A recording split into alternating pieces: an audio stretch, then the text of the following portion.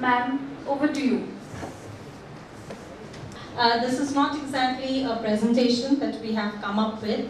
The way the resources are stored by our teachers with our students back home, or anywhere else that they might like to access those resources. So we're using a system, the learning management system, Moodle, and we are using that particular platform as an interactive platform through which our students are able to view the kind of things that we are doing in class, even at home, and sort of interacting with the teachers, especially at school level, where they can send back their online assignments, their presentations, the homework that is given to them to the teachers, and the teachers again reply. So they are each student starting from class 1 to class 8, they are given a particular email ID, which is associated with the school, and accordingly the interactive platform is created. So I'll just give you an idea.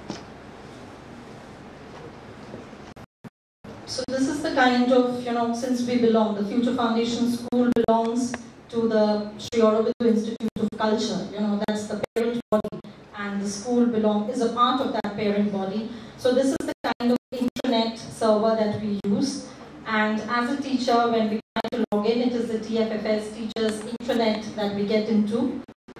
And here, usually for the teachers, it is either the Google Drive, where we share our resources, where we store our resources, we create resources using the Google platform, and we have the TFFS LMS, which is the learning management system through which we communicate with our students. So I would like to show you the Google Drive platform that we generally use.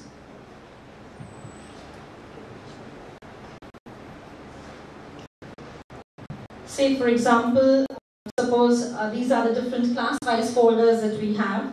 Suppose I open class 3 folder, and this is, it is all the teachers teaching that particular class, and they are storing their materials there.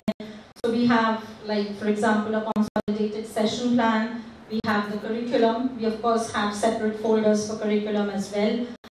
We have, curriculum study, where we do a kind of an comparative study with the curriculum of NCRT. We are an ICSE affiliated board, so we try to compare the curriculum with the other boards as well. We have the term plans, we have the post-scholastic curriculum, and till class 4, starting from class 1, we have a theme-based teaching method. So we have 4 different themes which keeps on changing every year, every session. Like for example, this year it has been Happy Me as theme 1. So under theme 1 resources, since it is integrated learning, we are trying to develop that particular theme, taking care of all the subjects, both the scholastic as well as the post-scholastic. So say for example, in English, the teachers have stored, whatever resources they have used connected to that particular theme. Okay, and then similarly for the other subjects like, EVS, whatever they have been doing. So this includes the study material that has been shared with the children, because we do not have books in our school till class 8. So teachers create their own study materials. We have the worksheets, we have presentations, which we have videos. So these are all, this is the kind of e-learning that we have tried to integrate, where teachers look at internet resources in order to develop their lessons. So this gives you a brief idea about the different materials that are stored.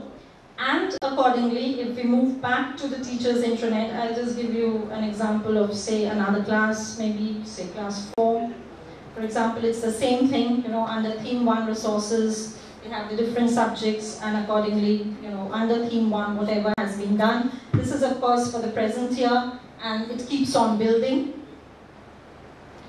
So now, how do we integrate this with the learning management system that we have, so that our students, wherever they may be, they are able to access the kind of resources that are being used in class.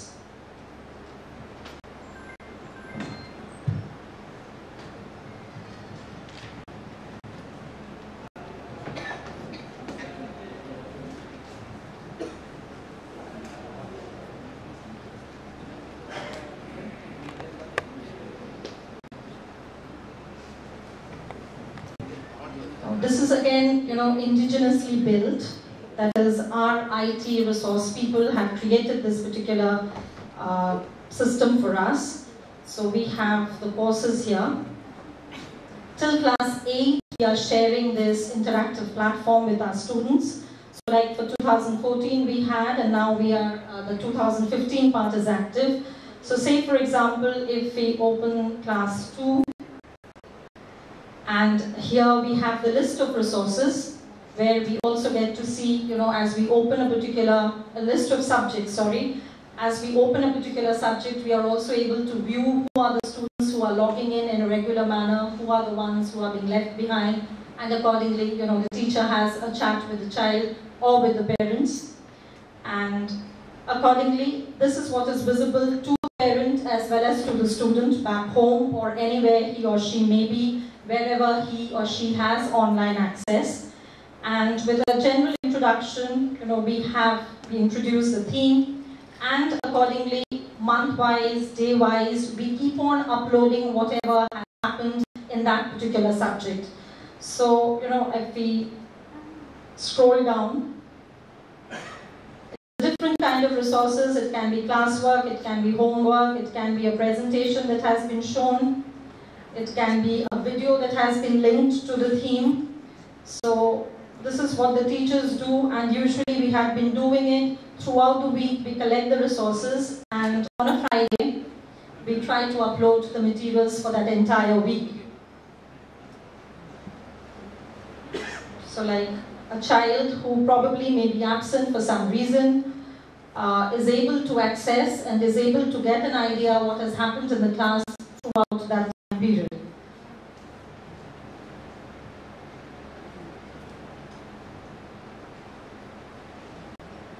So this is how it looks like. So in every subject, and these are some of the online assignments. For classes 1 and 2, we don't really share the marks with them, with the little ones. So we generally hide this particular portion. So it can even happen there are certain assessments, online assessments, which the teacher wants to take, doesn't want the child to know beforehand. So we keep it there, we upload it, but we keep it hidden. And only once it is done in class, we open the eye. So this is how it happens, like there are assessment spellings. So the marks are also, we are also entering marks here, which is not visible to the students.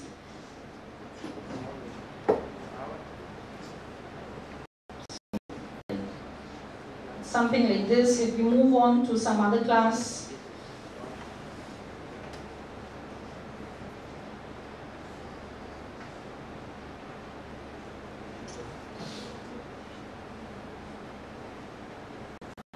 say for example class 6, so it is the same way. All the subjects that the child is learning in school, including scholastic as well as post-scholastic. We have the resources. Say, for example, if I move on to environmental science, we also have the syllabus put up. We have the evaluation pattern, how the child is going to be evaluated, like throughout the particular session. So the child as well as his or her parents get to understand that this is how the system functions. And we also have training sessions for the parents, we have training sessions for the children, so that they are able to access this particular system. And since it is an interactive platform, children are also able to communicate directly with the teacher.